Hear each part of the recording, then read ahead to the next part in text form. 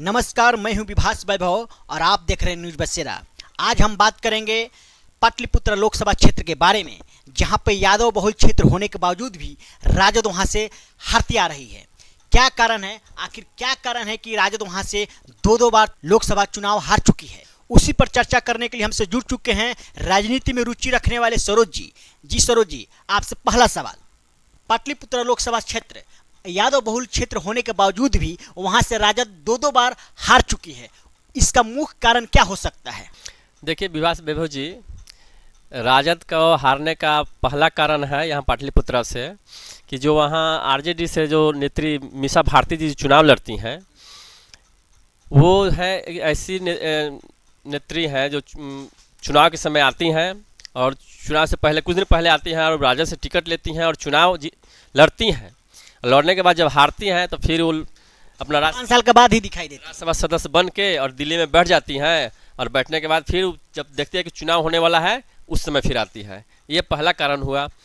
लोगों में या क्षेत्र में उनका कोई अपना माने अपना पैठ नहीं है। वो केवल अपने फादर के नाम पे यहाँ पर जो भी वोट उनको मिलता लालू प्रसाद यादव जी के नाम पर या राजद के नाम पर जो भी वोट मिलता है उनको अपना कोई अपना कैडर वोट नहीं है।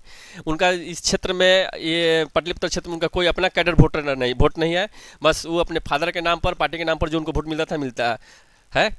और दूसरा कारण यह है कि जो बीजेपी के यहाँ के जो पाटलिपुत्रा के कैंडिडेट हैं रामकृपाल यादव जी, उनका जो ज़मीन से जुड़े हुए नेता हैं, वो हर कास्ट में उनका पकड़ है, पैठ है। और बीजेपी का जो पूरा कैडर वोट है उनको मिलता है। मुसलमानों में भी अच्छा पैठ है। हाँ, बोले तो सभी कास्ट में उनका अच्छा पैठ है। वो ऐसा जमीन से जुड़े हुए नेता है, सीधा से जानने की ज़मीन से जुड़े हुए नेता हैं। उनको कोई भी कहीं भी बुला देता है, किसी भी पार्टी फंक्शन में वो पहुंच जाते हैं। वो ये नहीं देखते हैं कि ये छोटा है, SC/ST से आता है, ये जनरल है, ये जातिवाद नहीं करते, जातिवाद नहीं है उनमें। और वो ज़मीन से जुड़े हुए नेता हैं। वो हर क्षेत्र में अपना, हर कास्ट में अपना पैठ बना के रखे हुए हैं। दूसरा कारण ये हुआ उनका जीतने का। और तीसरा कारण यह हुआ कि अब मीसा भारती जी अपने क्षेत्र में ना कभी घूमती हैं, ना कभी दिखाई देती हैं। वो मेढक की तरह बरसात में हाँ, मेढक जिस तरह बरसात में आता है सब, उसी तरह चुनाव में आती हैं और चुनाव हारने के बाद फिर अपना, जैसे बरसात खत्म होता है तो मेढक चला जाता है सब, ठीक उसी तरह वो भी चली जाती हैं। यही कारण है उनको चुनाव हारने का। सरोज जी, दूसरा सवाल आपसे, माना जाता है कि राजद MY की पार्टी है। आपको नहीं लगता है कि यादव और मुसलमान अब राजद से कट रही है? हाँ, बात तो आपका सही है कि अभी के समय में MY समीकरण RJD को पूरा सपोर्ट नहीं कर रही है। इसमें मुस्लिम भी कुछ कट रहे हैं और यादव भी कुछ कट रहे हैं। तभी तो इतना बीजेपी को अच्छा सीट मिला। इसके पहले वाला है 39 सीट मिला, मात्र 1 सीट मिला था। तो ये तो सीधा सीधी दिखाई दे रहा है कि इसमें तो MY समीकरण नहीं चल पाया इसके पहले वाले लोकसभा चुनाव में। और इस बार भी हमको नहीं लगता है कि केवल MY समीकरण से ही जीत पाएंगे या MY समीकरण चलेगा। इनको हर कास्ट में अपना पैठ बनाना पड़ेगा और A to Z की जो पार्टी बोलते हैं तेजस्वी जी, वही करना पड़ेगा, वही लेकर चलना पड़ेगा। और ये MY समीकरण, ये यादव और मुस्लिम का वोट तो कट रहा है और बंट रहा है। ये वोट अदर पार्टी में भी जा रही है, ये उनको देखना है और ये मानना पड़ेगा उनको, जो आरजेडी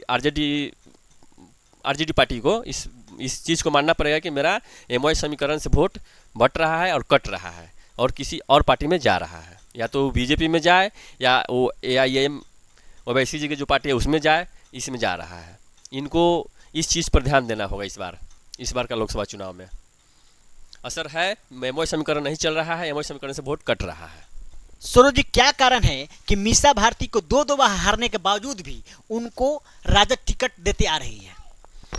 हाँ, ये तो बात आप सही बोले कि दो बार हारने के बावजूद भी टिकट RJD दे रही है। लेकिन इस बार टिकट पर उनको विचार करना पड़ेगा। इस बार मीसा भारती जी अभी तो राज्यसभा सदस्य है ना, तो उनको राज्यसभा सदस्य रहने देना चाहिए और RJD को इस पर किसी और के लिए विचार करना चाहिए। इसलिए कि वो 2 बार RJD मीसा भारती को टिकट देकर देख ली है कि ये यहाँ से पाटलिपुत्र से रामकृपाल यादव जी को हरा नहीं पाएगी। ये तो कंफर्म है। अगर इस बार भी टिकट मिलता है, मीसा भारती जी को मिलता है टिकट, तो इस बार भी वो कंफर्म है कि हैट्रिक मारेंगे ये जीत की रामकृपाल जी, और ये हैट्रिक हार के मारेगी। इसलिए इस बार आरजेडी को इस पर विचार करना होगा और मीसा भारती जी को इस बार अपने लालच को त्याग करना पड़ेगा, बलिदान देना पड़ेगा। अगर राजद को अगर जिताना चाहती हैं पाटलिपुत्र क्षेत्र से तो उनको लालच त्याग करना पड़ेगा, अपने स्वार्थ को दबाना पड़ेगा, अपनी इच्छा को मारना पड़ेगा, तभी जाके पाटलिपुत्रा लोकसभा क्षेत्र से कुछ नया चेहरा देकर उसे जीता जा सकता है। अगर ये फिर से अगर मीसा भारती आती हैं तो ये कोई लिख ले कि इस बार भी हैट्रिक रामकृपाल जी मारेंगे जीत की, और ये हार के हैट्रिक मारेगी मीसा भारती जी। सरोज जी, आपको क्या लगता है कि राजद पार्टी मीसा भारती को इग्नोर कर पाएगी? देखिए, इग्नोर करने की तो बात नहीं है, वो अभी राज्यसभा सदस्य है ना, राज्यसभा सदस्य ही रहे ना। अगर पार्टी को आगे बढ़ाना है, सीट बढ़ाना है लोकसभा चुनाव में, तो इग्नोर तो करना पड़ेगा। हर बार हठी होके अगर पाटलिपुत्र से वो टिकट ले रही हैं और चुनाव लड़ रही हैं तो ये तो गलत है। ये उनको सोचना चाहिए कि जब हम 2 बार चुनाव लड़ चुके हैं, दोनों बार हमको हार की खानी पड़ी है, तो हम तीसरा बार क्यों जाएं? अगर क्षेत्र में हमेशा बनी रहती तो भला लोग उन पर विश्वास कर सकता था, लेकिन उनका तो वही रवैया है, चुनाव के समय आएंगे, चुनाव लड़ेंगे, हार के फिर जाके बैठ जाएंगे।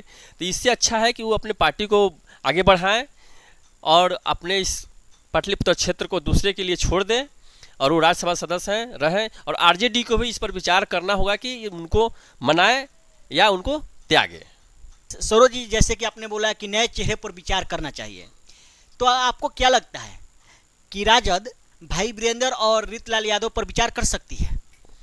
हाँ, अब आरजेडी जो है, अब मीसा भारती जी को 2 बार देख लिए ना कि हाँ भाई 2 बार उनको टिकट दिया गया, 2 बार में भी वो कहीं नज़दीक भी नहीं है, हार मतलब जीत होता है ना, जीत और हार के फासले में नज़दीक भी नहीं थी।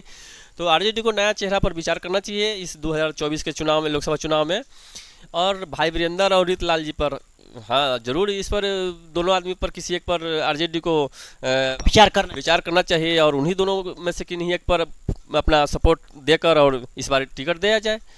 जैसे कि आपने इन दोनों चेहरों को आगे किया, तो आपको क्या लगता है कि इन दोनों में कौन भारी पड़ेगा, रीतलाल यादव या भाई वीरेंद्र? नहीं, अभी तो रीतलाल यादव जी अभी आगे चल रहे हैं भाई वीरेंद्र जी से, और रीतलाल यादव जी का भी जो होता है ना, जैसे रामकृपाल जी का अपना जमीनी पैठ है, वोटर है, वैसे भी इनका भी बहुत अच्छा है। रीतलाल यादव का भी अच्छा पैठ है, वो भी अच्छा, सभी जातियों में अच्छा पैठ है, जमीन से जुड़े हुए वो भी नेता है। तो ये रीतलाल जी रामकृपाल जी को टक्कर दे सकते हैं, इसलिए रीतलाल जी पर ज़्यादा आरजेडी ज़्यादा भरोसा कर सकती है, ये मेरा मानना है। अब ये तो आपका निजी ये मेरा अपना मानना है। अभी तो पार्टी अपना आरजेडी तय करेगी कि किस पर ज़्यादा भरोसा करेगी और किसको टिकट देगी। हाँ, सो कहीं फिर मीसा भारती को ही दे टिकट, ये तो उनका अपना ये है। लेकिन मेरा जो मानना है, यहाँ से अगर रीतलाल जी को टिकट दिया जाता है लोकसभा चुनाव का पाटलिपुत्रा से, तो वो टक्कर दे सकते हैं रामकृपाल जी को। चलिए सरोज जी, फिर मिलते हैं अगले वीडियो में आपसे, तब तक के लिए जय हिंद। मेरा वीडियो अगर आपको अच्छा लगे तो लाइक करें, कमेंट्स करें और मेरे चैनल को सब्सक्राइब करें।